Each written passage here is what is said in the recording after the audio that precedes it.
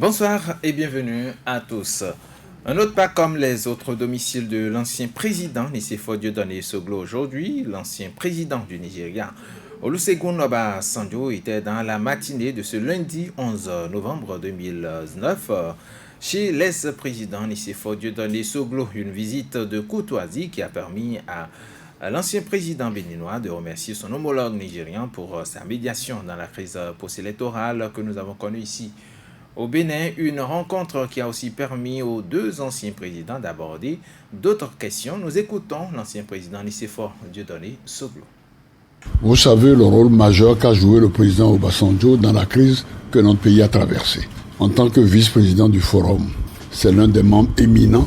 Nous étions ensemble à Tokyo avec Thabo Mbeki, avec Nkapa, et donc c'est pas un hasard qu'il soit à nouveau ici. S'il y a un problème en Afrique, il faut voir le président Obasanjo parce que le rôle qu'il a joué, on peut dire, dans la crise qu'a connue notre pays, a été un rôle majeur.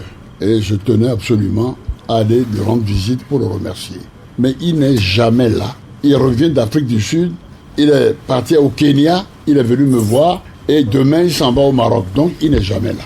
Et il m'a dit, mon frère, parce que je suis un peu plus âgé que lui, il m'appelle mon grand frère, je dois venir te voir, c'est pas toi à venir me voir, c'est en fonction de mon calendrier. Donc il m'a fait l'amitié, en venant d'Afrique du Sud, de venir me voir ici pour que je le remercie, non seulement au nom du peuple béninois, vraiment du rôle qu'il a joué pour que la tension baisse ici. Et ça, c'est pour ça que je tiens publiquement ici à lui manifester notre reconnaissance. Le deuxième point le plus important, vous le savez tous, dans le monde actuel, pour compter, il faut avoir une certaine taille. Le Nigeria, c'est 200 millions d'habitants. Et le président Apiti dit, si nous voulons exister, la première puissance du monde, c'est les États-Unis. Le marché, c'est 300 millions. Et ils ont 200 millions. Le Ghana a 30 millions. Les deux petits pays qui jettent le pont, le Dahomey, enfin le Bénin et le Togo, c'est 20 millions. Ça fait 250 millions. Si tu as notre frère, on peut dire Issoufou du Niger, tu as déjà 275 millions. Et les autres vont venir, les autres viendront après. Donc c'est lui la locomotive de l'Afrique, et en particulier de l'Afrique de l'Ouest, et il joue son rôle. Alors si on n'a pas ça en tête, sa présence ici, pour vous, n'a aucun sens. Pour nous, le quadrilatère Nigeria, Ghana, Dahomey, Togo, plus le Nigeria, c'est le socle de la BCEAO. Et ce socle a 4 idées majeures. La première, c'est d'abord, il faut on a déjà des drapeaux, des hymnes, tout ça. Il faut maintenant que nous ayons une monnaie commune. Après la monnaie commune, il faut avoir une armée fédérale, puisque la sécurité des foyers est l'élément capital pour une nation. Et ensuite, il faut que nos pêcheurs, vous avez vu les pirates, on peut dire, il faut qu'il y ait une sécurité, il faut non seulement une armée fédérale, mais il faut une marine fédérale aussi. Et surtout, la chose la plus importante, le Nigeria étant la locomotive, il faut qu'on mette fin au pacte colonial. Ça veut dire quoi? Quand on produit, mettons, du cacao, le chocolat, on le reçoit d'Europe, du Moyen-Orient, est-ce que c'est normal? Quand on a, mettons, du coton, ce que nous portons là vient de l'étranger. Et on peut multiplier les exemples. Eux, ils ont le pétrole. On envoie les hydrocarbures et on reçoit, mettons, l'essence. C'est normal? Non. Alors, il faut mettre un terme au pacte colonial. Et pour mettre un terme au pacte colonial, il faut avoir un marché. Et ce marché, c'est le Nigeria qui est la locomotive et qui doit rassembler tous ces petits morceaux d'Afrique. Alors, je tiens à remercier d'abord le président Obasanjo qui a lancé toute la politique d'industrialisation de son pays. Et ce qui est le plus important aussi, c'est que pour mettre un terme au pacte colonial, il faut transformer les matières premières chez nous. La première matière première du Nigeria, c'est le pétrole, les hydrocarbures. Et Dangote, l'homme le plus riche d'Afrique, est en train de bâtir la plus grande raffinerie, on peut dire, de pétrole, on peut dire à Lagos, dans la région de Lagos. 2, il a ensuite mis l'argent, parce qu'il faut nourrir les gens. Il a dit, le riz qu'on importe avec des subventions, le blé, il faut qu'on produise et qu'on fasse travailler nos paysans. Il a lancé un immense programme de riziculture et de tomates. Et il faut que nous ne sabotions pas son travail en faisant venir de l'extérieur des produits subventionnés, on mange du pain, mais avec du blé produit ailleurs, subventionné ailleurs, on fait venir du riz produit ailleurs, subventionné ailleurs, Il faut maintenant que ce soit le riz produit en Afrique. À l'instant, l'ancien président Nicéphore Dieudonné Soglo, l'hôte du président, a dit également quelques mots. Même si c'est en anglais, nous vous proposons un extrait de ce qu'a dit l'ancien président nigérian Olusegun Obasanjo. The work that we have to do at home, we will continue to do. And as he said, in West Africa, Nigeria is important. In fact, in Africa, Nigeria is important. But Nigeria alone cannot do it. What are the essentials that will make West Africa move forward? What will be the locomotive, so to say? Not Nigeria alone, but if you take these 4 countries, which are contingent and which 2 are Francophone, 2 are Anglophone, and they come together, they will drive West Africa. They will be the locomotive. We have seen that you have been working for West African development. Not only West Africa, Africa. Africa, all over Africa.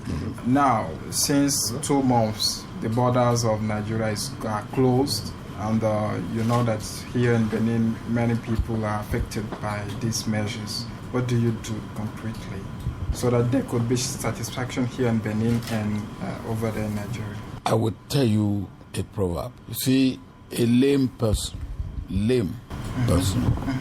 carried his load and the load bent.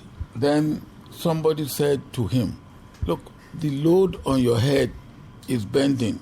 He said, don't look at the load, look down. What is the cause? That is where we must start.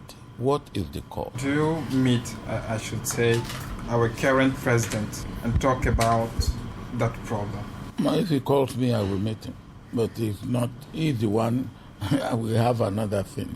You see, in my part of the world, when we were growing up, we don't have shoes. We go barefooted. And when you go to the farm and you have thorn in your leg, you go to somebody who has knife, who can help you remove the thorn. It's not the man who has knife who comes to you. It's you who has thorn in your food who will go to the man who has knife. À l'instant, l'ancien président du Nigeria, Olusegun Obasanjo, Saturnin Josso, pour vous qui étiez sur le terrain, un ramassé rapidement de ce qu'a dit le président nigérian. J'espère traduire, être fidèle dans le contenu de ce qu'il a dit. Il est intervenu à la suite du président Nicéphore Dieudonné Soglo, qui parlait de l'objet donc, de sa visite, de ses remerciements à l'endroit de l'ancien président du Nigeria, qui a joué un rôle de médiation dans la crise que nous avons connue au Bénin. Là, je suis encore au niveau des propos du président Nicéphore Dieudonné Soglo, et qui, devrait le recevoir chez lui au Nigeria parce qu'il était indisponible. Il a préféré quand même lui venir voir Nicéphore Dieudonné Soglo, qui est son aîné dans la vie et dans la fonction présidentielle. Aussi, Nicéphore Dieudonné Soglo par la suite a parlé des défis qui sont ceux de l'Afrique de l'Ouest, à relever de l'Afrique en général, dans le contexte d'intégration, de développement. Ces pays qui doivent se former autour du Nigeria pour que le Nigeria, qui est cette locomotive, puisse les drainer tous. Et en réponse, donc, l'ancien président nigérian était en train de dire que ce qu'ils ont à faire, ils vont continuer à le faire. Que comme l'ancien du Bénin, Nicéphore Dieudonné Soglo, a eu à le dire, le Nigeria, oui, est important en Afrique de l'Ouest, le Nigeria est important en Afrique, mais que le Nigeria seul ne saurait réussir sans les autres pays. S'inscrivant dans cette logique de quadrilatère dont parle l'ancien président Nicéphore Dieudonné Soglo, Olusegun Obasanjo parlait de ces 4 pays, 2 francophones, 2 anglophones, les pays anglophones, le Nigeria, le Ghana, les pays francophones, le Bénin et le Togo. S'ils se mettent ensemble, ils peuvent être cette locomotive qui va drainer l'Afrique de l'Ouest, qui va drainer la CEDEAO en avant, qui va conduire la CEDEAO au développement. Donc c'est un travail d'ensemble qu'il faudra faire. Et sur la question de la fermeture des frontières, je crois, j'ai eu à faire déjà cette surimpression dans nos différentes éditions d'information, quand on lui a demandé le travail qu'il fait pour que ces frontières du Nigeria fermées puissent s'ouvrir, parce qu'on parle là d'intégration. Il a fait appel à ce proverbe selon lequel l'handicapé moteur qui porte des bagages qui sont penchés, qu'on a interpellé, on lui a dit fais attention, ce que tu as sur la tête est penché, et à celui-là de répondre. Avant de vous interroger sur l'état de ce que j'ai sur la tête, interrogez-vous à la cause, à la source des problèmes que vous êtes en train de constater. Et nous renvoie donc à ce qui a amené à causer cette fermeture de frontières. Ça, ce n'est pas dans l'extrait que vous avez écouté ce que je vais dire par la suite. Il a évoqué par ailleurs le travail qu'il avait eu à faire quand il était président de la République au Nigeria. En ce moment, chez nous, c'était Mathieu Kérékou qui était au pouvoir.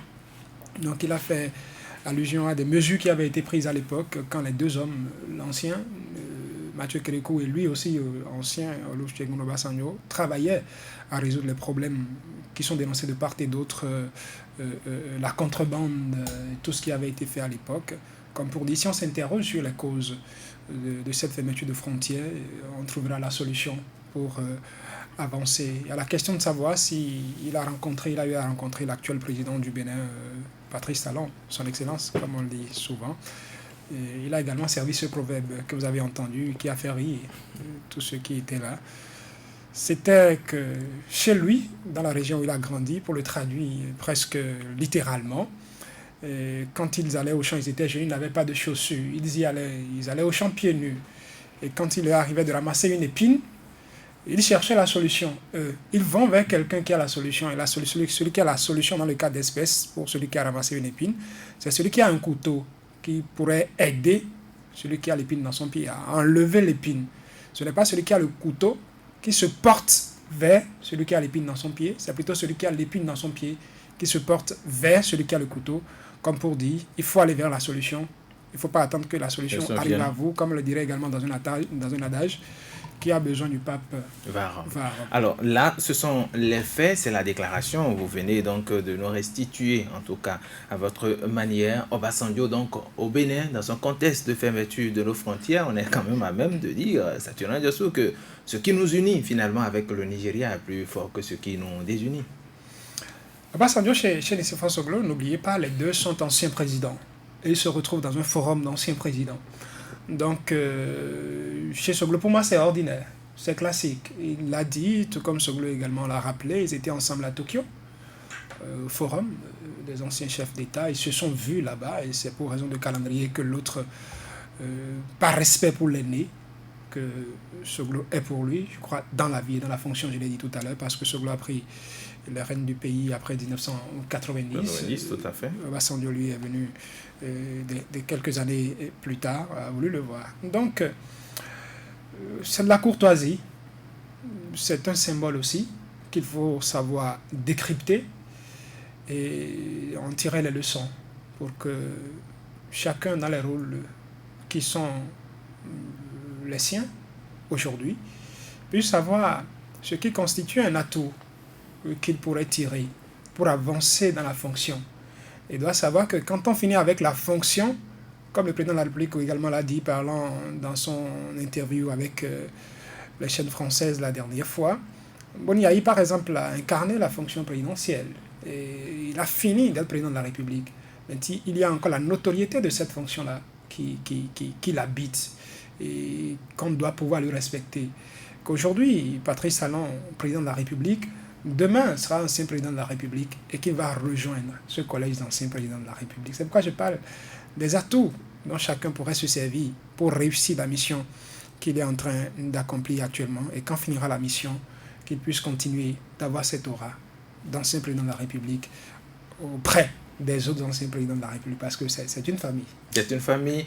Patrice Avala, sous quel prisme vous voyez cette rencontre d'aujourd'hui entre les deux anciens présidents, Olusegun Obasanjo et Nicéphore Dieudonné Soglo?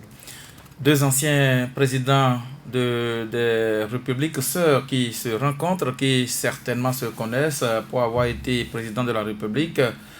Et ils l'ont dit au sortir de cette rencontre à Nicéphore Dieudonné Soglo à Cotonou, rencontre hautement médiatisé également, il faut le remarquer. Vous n'êtes pas sans savoir que le Bénin a traversé une crise. Et dans la recherche de solutions à cette crise par les anciens présidents, que ce soit Nicéphore Dieudonné Soglo, que ce soit Boni Yayi avant qu'il ne soit assiégé chez lui, ont pris contact avec les anciens présidents et aussi bien avec des présidents qui sont en exercice, qui sont donc appelés à intervenir pour que ce qu'ils recherchent pour le Bénin puisse être obtenu. Et au nombre de ces personnalités touchées, Olusegun Obasanjo, dont on ne présente plus la carrure politique, parce que ayant été président de la République fédérale du Nigeria, il a pesé de son poids dans les autres présidents, dans l'élection des autres présidents qui l'ont succédé à la tête du Nigeria. Et quand on prend le Nigeria et on prend le Bénin, le Nigeria a des exigences vis-à-vis du Bénin. Nous sommes des pays frères. Nous sommes appelés à cohabiter. Mais notre cohabitation ne doit pas nous amener à dépasser certaines limites. Ce qui ne plaît souvent pas au Nigeria.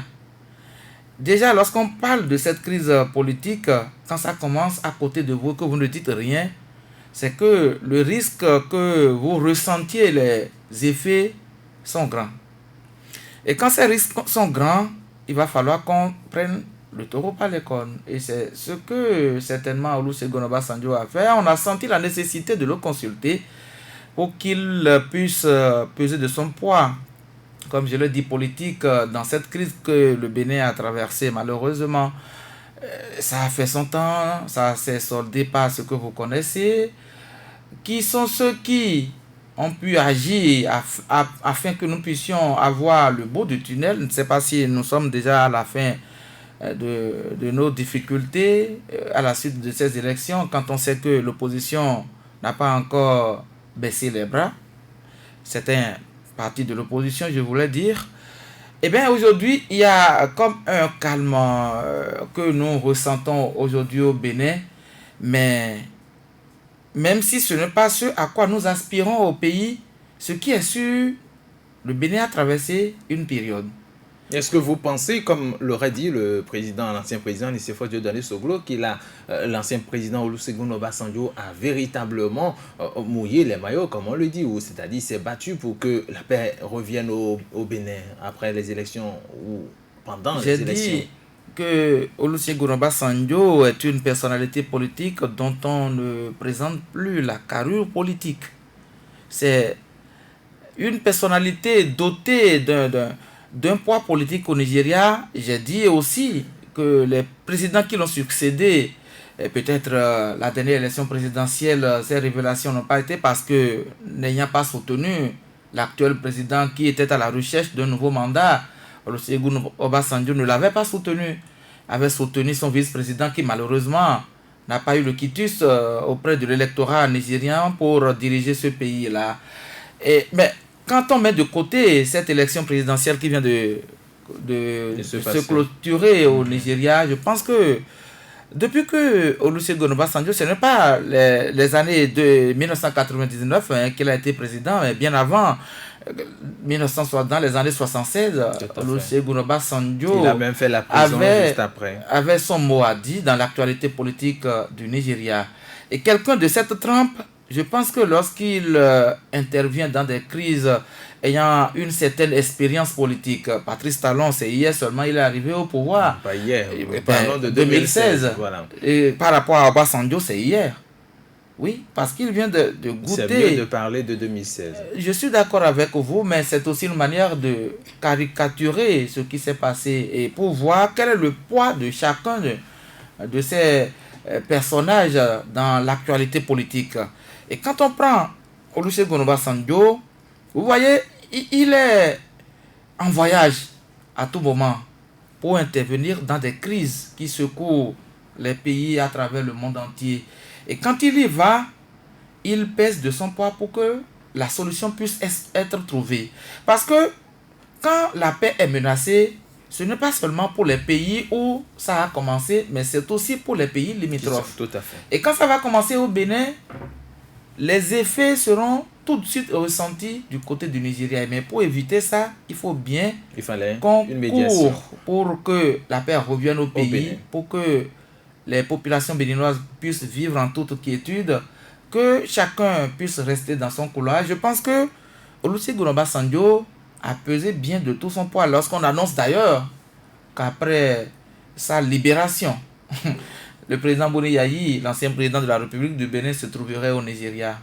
Alors, c'est aussi Joël Tchogbe, nous n'avons pas vu officiellement une déclaration, par exemple, du président Obasanjo. Nous ne l'avons pas vu devant la scène. Il n'a pas fait non plus une sortie pour fustiger ni venir au Bénin voir le président béninois Patrice Talon pour négocier tout au moins dans la crise qui a secoué notre pays pendant ou au cours des dernières élections législatives dans notre pays. Mais nous apprenons aujourd'hui qu'il a donc dit son mot, il s'est battu pour que le calme revienne. Comment, nous ne savons, mais lorsque vous entendez ça, est-ce que vous avez le sentiment véritablement que ceux qui sont de l'autre côté du Nigeria, est-ce qu'ils jouent véritablement ou ils influencent la vie dans notre pays, la vie politique notamment dans le pays, le Bénin? J'ai bien envie de vous amener dans le monde du cinéma. Il y a ce qu'on appelle l'occupation scénique. Lorsque vous êtes dans une mise en scène, il y a forcément le premier plan, il y a également l'arrière-garde. Et lorsqu'on baisse les rideaux, vous ne savez pas forcément ce qui se passe derrière. Nous, spectateurs, nous ne faisons qu'observer les principaux acteurs qui sont en train donc d'exécuter leur rôle sur scène. Et c'est la même chose qui se passe en politique. Monsieur Obasanjo n'est pas un homme ordinaire, pour reprendre donc les mots du chef de l'État Patrice Talon lorsqu'il s'exprimait sur les médias internationaux le 7 novembre dernier. Monsieur Obasanjo, c'est désormais un homme, allais-je dire, qui occupe un espace de vie timbré de particularités dans son pays pour avoir porté les charges publiques pendant un certain nombre d'années dans ce pays.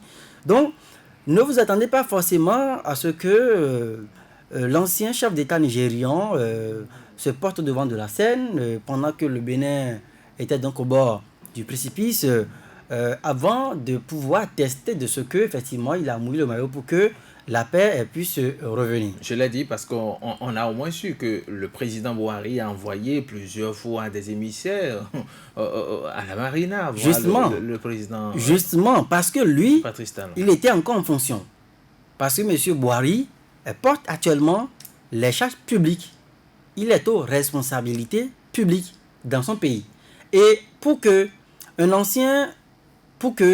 chef d'État en fonction comme un État aussi grand, un État fédéral comme le Nigeria, puisse prendre fait et cause dans une crise, puisse se lancer dans la recherche même d'une paix, dans un pays voisin qui entretient des liens séculaires avec les différents peuples, également les différentes ethnies de ce pays, ce n'est pas du jour au lendemain qu'une telle décision diplomatique se prend. Ce n'est pas du jour au lendemain que ça se prend.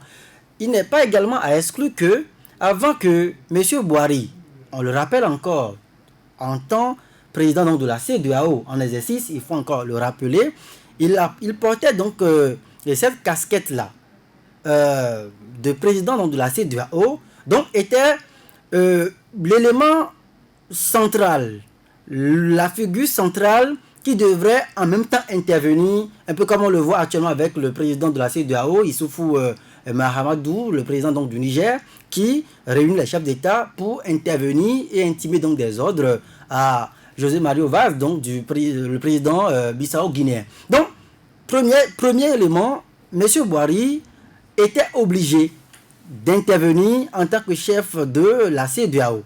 Mais deuxième élément, le Bénin avec le Nigeria, des pays voisins, et pour assumer son rôle de leader dans la région, son rôle d'influence, allez-je dire, dans la région, il n'est pas exclu que des anciens chefs d'État, Goodluck Jonathan, M. Obasanjo, qui sont encore en vie dans ce pays, aient à un moment ou à un autre reçu peut-être un coup de fil ou aient participé à des réunions clandestines avec M. Boari pour définir de commun accord une politique extérieure, une politique étrangère au point de vue diplomatique, la position à adopter par rapport à la crise au Bénin. Donc moi je ne suis pas étonné si aujourd'hui M.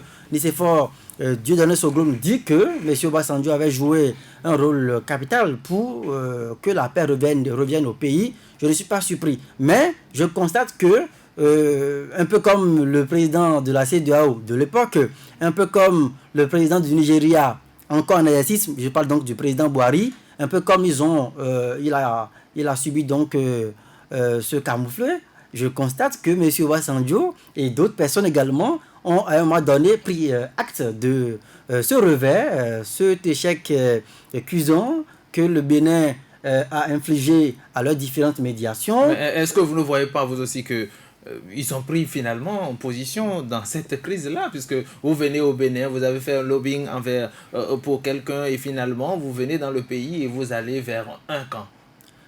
Il faut d'abord interroger le mobile qui a conduit M. Obasanjo au Bénin.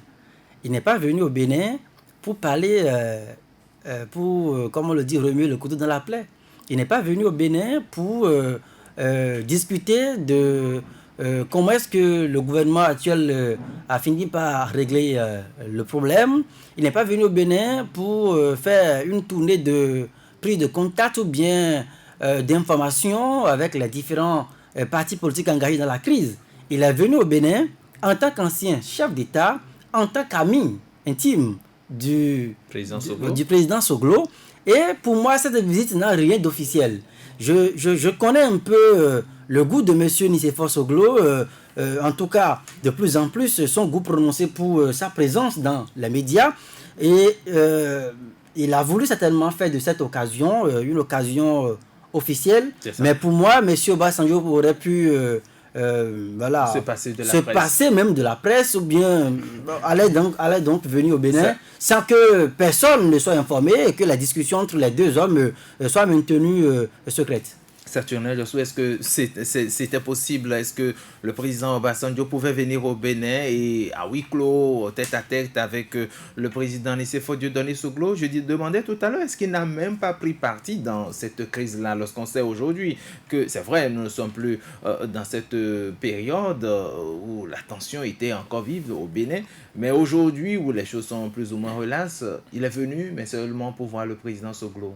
Non, cela ne suffit pas pour qu'on dise qu'il a eu à prendre parti. Cela ne suffit pas. Pour dire qu'il a pris parti, il faut savoir dans quel sens est allée son intervention quand il intervenait dans la crise que nous avons connue. Il faut savoir ce qu'il a eu à dire et ce qu'il n'a pas eu à dire. Qui l'a contacté, qui n'a pas contacté.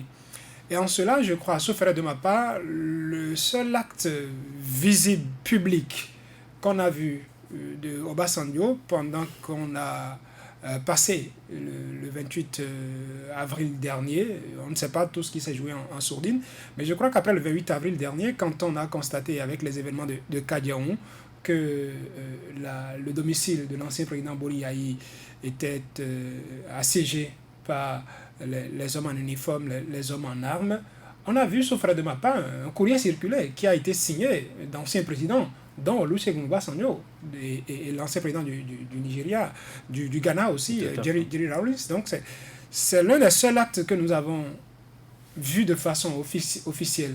Et ça peut s'interpréter, ça peut se comprendre dans ce sens. Boni Yayi est un ancien président de la République. Boni Yayi est dans le forum des anciens présidents de la République. Et un ancien président est en difficulté. Il est normal que lui, Obasanjo, s'allie à d'autres anciens présidents pour lancer un appel à ce que la situation que vit Boni Yayi puisse être décantée. On ne peut pas prendre ça là, même s'il faut en tenir compte, on ne peut pas prendre ça seul comme un élément qui amènerait à dire qu'il a eu à prendre parti dans la crise que nous avons eu à connaître. Et parlant de la fermeture des frontières, il a dit qu'il ne faut pas attendre celui qui, puisqu'il a parlé en proverbe ou en parabole, il a parlé de celui ou le boiteux ou l'handicapé qui porte une charge et que le problème se situerait en bas. Le bas, là, c'est finalement où? Non, avant d'en arriver là, pour finir avec l'idée que j'avais commencé par développer, il ne faudrait pas aussi qu'on prenne le fait qu'il soit arrivé chez Nicéphore Dieudonné Soglo comme étant un parti pris, comme on le dirait. Il n'est pas allé chez le président Thomas et Patrice Talon. Comme je l'ai dit à ma première prise de parole, Olusegun Obasanjo est plus à l'aise avec un ancien président. Il a plus sa place aux côtés d'un ancien président que de ce sont les retraités qui parallélisme des formes Mais pas des retraités oisifs, hein. Pas des retraités oisifs. Si Boari arrivait au Bénin, allait chez Soglo, n'allait pas chez Talon, on peut également interpréter ça parce que les agents peuvent amener à dire je vais chez l'autre, je vais dire rencontrer l'autre par la suite. Mais lui, il est ancien président. Qu'il aille chez l'un ancien président de Nicéphore Dieudonné Soglo, on ne peut pas prendre ça comme étant qu'il a eu à prendre parti. Également, la presse, oui, on connaît l'ancien président de la République du Bénin, Nicéphore Dieudonné Soglo. Il en raffole. Il aime s'amuser parfois, il n'hésite pas à décrocher son téléphone et à vous appeler quand il y a quelque chose qu'il pense ou qu'il a envie de passer comme message. Si ça dérangeait Olusegun Obasanjo, il peut ne pas prendre la parole quand ils ont fini l'audience. Il peut dire je ne dirai rien, je laisse le président Soglo seul parler. C'est pas pour la première fois que Soglo reçoit une délégation du genre, je crois. J'étais chez lui quand il a reçu également une délégation de la Côte d'Ivoire, d'anciens ministres de la Côte d'Ivoire qui portaient un message de l'ancien président de la Côte d'Ivoire, Laurent Gbagbo. Mais à la sortie de l'audience, les autres n'ont pas voulu parler, ils lui ont laissé le soin de parler lui seul. Cette fois-ci, c'était relax. C'était d'abord devant nous que les deux hommes avaient commencé par parler, avant qu'on ne sente, oui, après avoir pris connaissance des lieux, la nécessité de se retirer pour les laisser quand même parler entre eux. Par la suite, c'était d'abord Obasanjo lui-même qui nous abordait, journaliste, et puis on échangeait quelques mots avant que de façon formelle l'échange, l'interview ne commence. Pour en venir à la situation que vous avez évoquée, la fermeture des frontières. Oui, je parlais du statut même de l'homme, Olusegun Obasanjo, ancien président de la République. C'est vrai qu'en parlant de né dans la fonction pour Nicéphore Dieudonné Soglo, c'est en me contentant de l'exercice de la fonction présidentielle au Nigeria après 1990, parce qu'il ne faudrait pas oublier que Olusegun Obasanjo avait été vice-président d'un gouvernement militaire, je crois, entre 1975 et 1976, avant d'être en 1976 président du gouvernement militaire, pour diriger donc ce gouvernement militaire, donc de facto président de la République entre 1976, je crois, et 1979. Il est aussi militaire. Cet aspect, je vais le souligner par la suite. Et il a évoqué, quand je traduisais ses propos tout à l'heure, ce qu'il a eu à prendre comme mesure pour protéger, un tant soit peu, l'économie locale nigériane. Avec cette histoire de contrebande, qu'il faut le rappeler, ne date pas du temps de Patrice Talon. Il ne faudrait pas qu'on mette tout le péché au dos de Patrice Talon. C'est vrai qu'il est président de la République, il a le dos assez large pour prendre tous les péchés d'Israël, en tout cas d'aujourd'hui, de l'Israël d'aujourd'hui. Il portera encore cette casquette. Voilà. Donc, ça ne date pas de Patrice Talon, ça date des gouvernements d'avant qui ont dénoncé. Ce n'est pas Boari aujourd'hui qui est le premier à dénoncer. Il y a eu cette crise, il y a toujours eu des crises entre le Bénin et le Nigeria qui ont abouti à la fermeture des frontières des deux pays.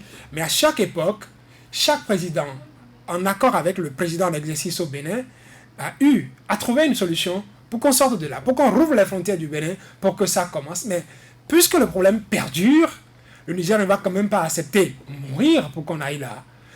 D'autres considérations politiques ont peut-être amené à ce qu'on maintienne le temps dur et qu'on annonce même jusqu'en janvier 2020, fin janvier 2020, pour que les frontières s'ouvrent, et que si la solution n'était pas trouvée, on va continuer, on va prolonger cette mesure.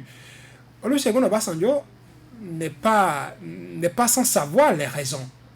Il connaît les raisons. Il connaît les raisons. Il sait également par quel moyen, par quel mécanisme on peut donc lever ces verrous-là. Il connaît aussi par quel mécanisme il faut lever cette mesure. Et à défaut que la solution définitive, la solution qu'on va prendre une bonne fois pour de bon soit trouvée et qu'on sorte de là, on peut quand même trouver des arrangements pour sortir de la situation actuelle. Ça dépend du management de celui qui, en principe, est en difficulté. Serait en difficulté, parce que le président de la République l'a dit la dernière fois, le nôtre, quand il intervenait sur les chaînes françaises, qu'il n'y a pas catastrophe. Il n'y a pas catastrophe. Donc pour lui, il n'y a pas de quoi s'alarmer actuellement. Celui qui se sentirait en difficulté, ça dépend de son management, des clés qu'il utiliserait pour sortir de là. C'est ça. Et ce n'est pas pour rien que Obasanjo dit, si vous avez une épine dans votre pied, ce n'est pas la solution qui viendra à vous, c'est vous qui irez vers la solution. Et quand on a traversé la période qu'on a traversée, je parlais du militaire qui l'a constitué. On sait que la crise que nous avons connue au Bénin a eu des interventions des forces armées. Des choses ont eu à se dire. Si Bouhari rencontre Patrice Talon, Bouhari, c'est lui qui consulte les anciens présidents de la République. Il y a eu à voir au salon, sinon dans le hall du président Nicéphore Dionne Soglo aujourd'hui, une photo sur laquelle il a eu à poster avec d'anciens présidents de la République. J'ai vu sur la photo Émile Derlin Zissou, Armand Degbe, Hubert Maga, un autre président, je crois, le nom m'échappe, également Mathieu Kérékou sur la photo qui consultait, je crois, nous étions en 1994 quand la photo a été prise. Il y a Kongako? Non, c'est pas lui. Donc, oui. Bouhari consulte les anciens présidents chez lui. Et quand on avance, on les consulte, on est sûr d'avoir leur soutien par la suite. Chez nous, est-ce que ça se fait? Est-ce que, bon, on peut... On va peut-être répondre à cette question plus tard, mais Patrice Zavala, lorsque l'ancien président Olusegun Obasanjo dit par exemple que c'est celui qui est en difficulté, celui qui a l'épine dans le pied, qui doit se porter vers celui qui a la solution, est-ce que ce n'est pas un message qu'il envoie indirectement à nos gouvernants, à notre diplomatie, au président Patrice Talon? Si et seulement si le président Patrice Talon est à l'écoute de l'ancien président du Nigeria pour comprendre que le Nigeria, visiblement, ne perd rien en restant dans sa position actuelle, puisqu'on a annoncé que les frontières resteraient fermées jusqu'au 31 janvier 2020.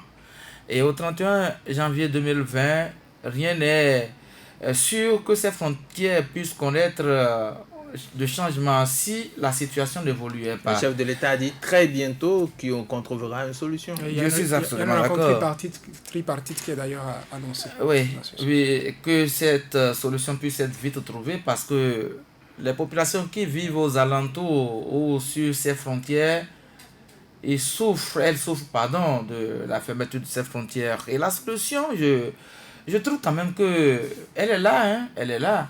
Parce que quand on parle, il faut faire allusion au gouvernement précédent.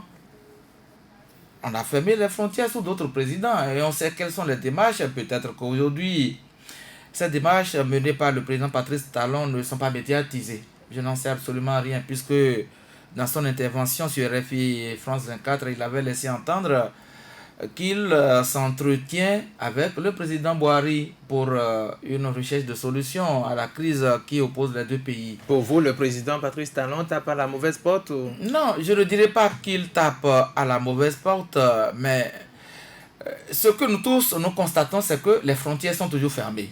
Ça veut dire qu'on n'a pas encore trouvé le bon bout.